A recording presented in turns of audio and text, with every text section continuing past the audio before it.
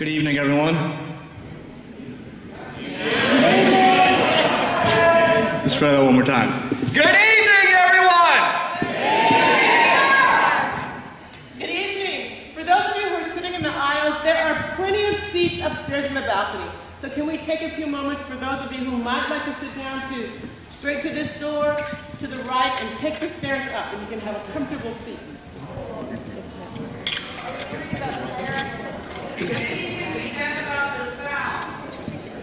Is this not loud enough? Oh, it's too loud. How's this? Can folks up there hear us? All right. So my name is Kazu. I'm honored to be a part of this discussion tonight. I'm the program coordinator for an organization called the Peace Development Fund, which is a foundation that supports grassroots organizing. And I'm also board president of an organization called Courage that works with gang-involved youth through nonviolence, legal advocacy, and restorative justice work. But tonight I'm here mostly in my capacity as a Kingian nonviolence trainer. Kingian nonviolence is a framework that was developed out of the teachings of Dr. Martin Luther King and was really the organizing model and the strategy behind the civil rights movement. So for me, part of this conversation is a little bit out of context because I'm sorry, I got a big voice, I know. Tactics get you closer to a goal. As a movement, I feel like we haven't articulated what our goal is, so we're talking about tactics a little bit out of context. So I would urge this movement that as we go into the winter, to not always focus on actions, but doing the legwork that is required to make an action successful. So that's the first thing. Regarding diversity of tactics, I also believe in diversity of tactics. There's a lot of tactics that we use, nonviolent and otherwise. But without some sort of baseline and some principles to ground us, I mean, it could mean, as someone at the General Assembly one night said, does that mean we would endorse someone kidnapping, torturing, and murdering the children of corporate executives? None of us on this table, I'm sure, would advocate for that. But without some common understandings, we don't know how far we're allowed to take it, right? There's this moral relativism, the moral ambiguity. And I would argue that this is about morals, that this struggle is about the morals and about the values of our society. I also want to talk a little bit about police violence and dig into our history a little bit further back than Oscar Grant. The Bloody Sunday March in Selma, where about 650 marchers were attacked by police. And despite the violence from the police, they were able to maintain the core values that they wanted in the society that they were trying to create. The values of peace, of compassion, of understanding. What happened as a result of the police violence is that 2 days later, that 650 grew to 2,500. And 2 weeks after that, that 2,500 grew to 8,000. What happens when we're able to maintain and represent the values that we want to see in the society? It paints a very clear picture of who's right and who's wrong. And that public narrative is a powerful weapon. That public narrative, when we engage in acts of property destruction or whatever it may be, it taints the narrative and it confuses things.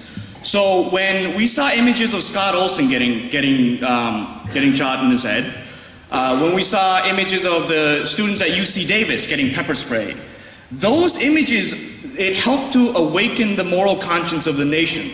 Whereas after the violence of the Oscar Grant rallies and things like that, the public narrative that went out was rioters fight police, and things that confuse the public narrative. And so we lose potentially huge amounts of support from the mass public.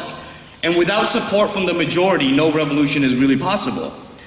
Nonviolence, to me, this is one of the biggest misconceptions of nonviolence, is that we think nonviolence means not being violent.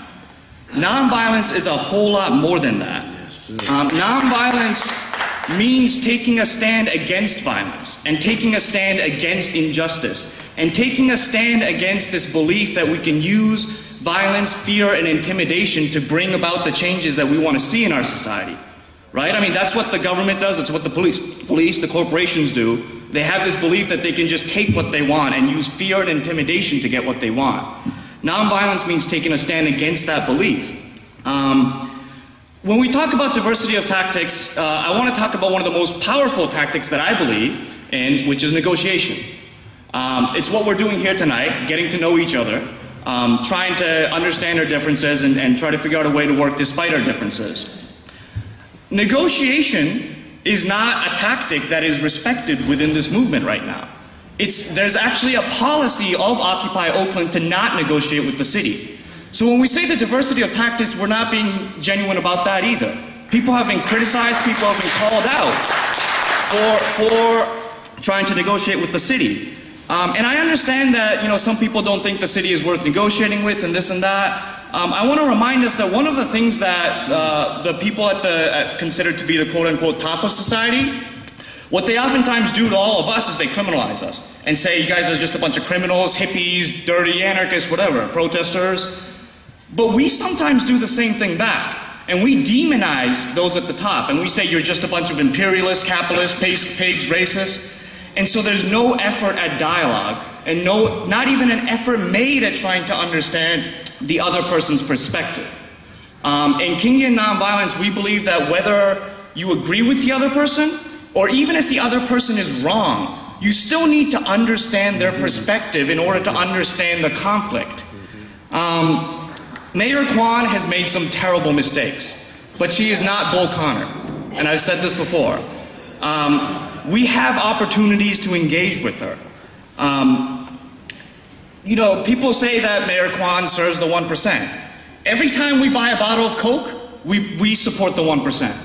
Every time we buy a pack of cigarettes or shop at Target, we support the 1%. So in essence, we're all serving the 1% in some way. That's how this game is made up. Yes.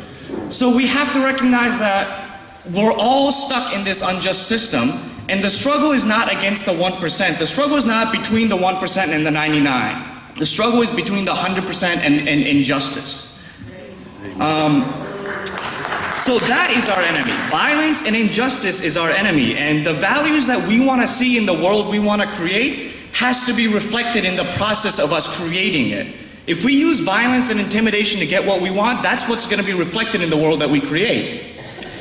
And just one more thing is that nonviolence can be powerful, it can be aggressive, it can be assertive, it can be militant. So it is not a passive thing. And I want to end with one quote that Dr. King said, that nonviolence isn't just a refusal to shoot your opponent, it's also a refusal to hate your opponent. Because holding hate and anger and the desire for vengeance, we consider that to be an act of violence that you're doing to yourselves. So.